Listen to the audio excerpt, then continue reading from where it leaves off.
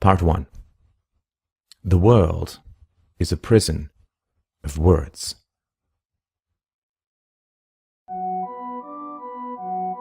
The beginning of wisdom is to call things by their proper names. Of all the tools we have invented, words are the most powerful, the most productive, and the most dangerous. Words can classify,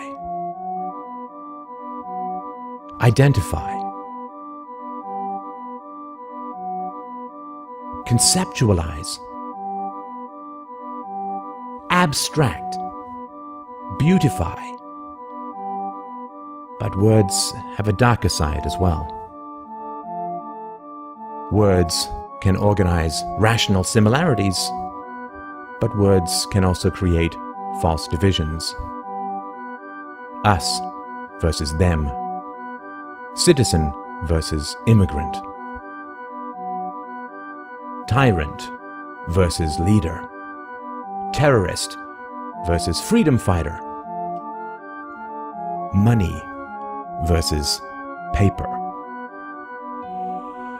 Through the slippery genius of language, crimes can be redefined as virtues, virtues as vices, enslavement as obedience, brute hierarchies as society, assaults on children as discipline.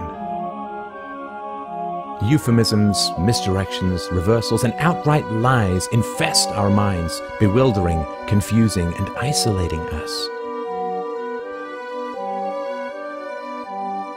If we are to change the downward spiral of our world, we must escape from the fog of false words to the reality of reason and truth. Just think of the words that surround you that have no connection to anything real or tangible or true or good. You say you are an American, a Canadian, Danish, Iranian, or Australian. What is that? What is a country?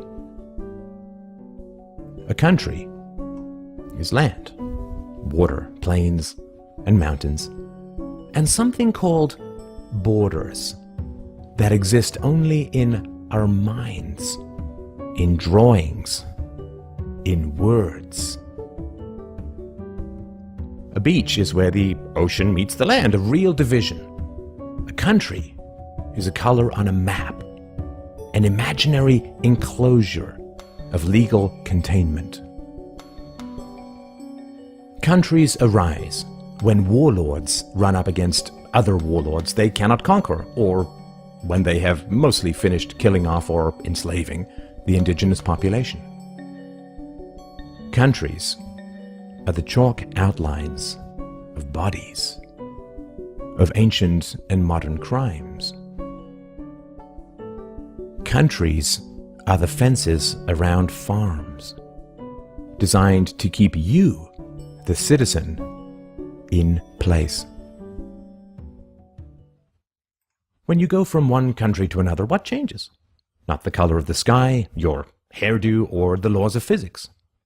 No.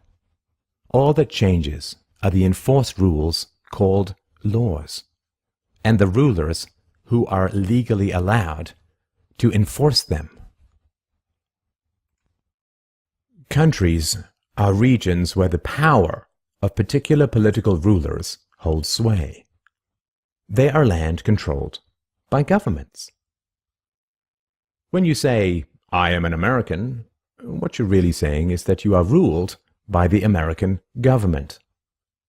It would be more accurate to say, "I am the property of the American government," or "proud livestock of the English tax farm." If dairy cows could talk, they would say, "I am owned by Farmer Jones," or "I am kept on the Jones farm." How is it different for you? This is the great danger of words. Countries are places where a tiny minority can use force to make you obey their words, called laws. In a country, you must obey the millions of constantly changing words, or you will be kidnapped and caged. It doesn't matter how many words there are, or whether it's even possible to know them all. You can be locked up for disobeying the unknowable at any time. These magic words can convert people from honest citizen to evil criminal at the stroke of a pen. In 1933, in America, it was legal to own gold and illegal to drink alcohol. The next year, it was legal to drink alcohol and illegal to own gold. Who alone has the power to do this? The state. The state is a group of individuals with a monopoly on the legal use of violence. And it is only words that blind us from seeing this basic truth.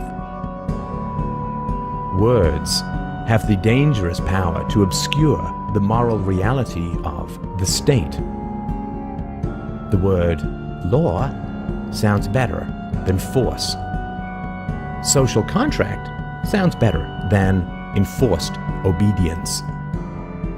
Taxation sounds better than theft. Central banking sounds better than counterfeiting. Corporation sounds better than legal immunity.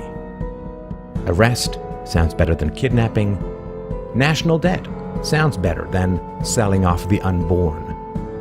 Democracy sounds better than mob rule. Public school sounds better than forced indoctrination.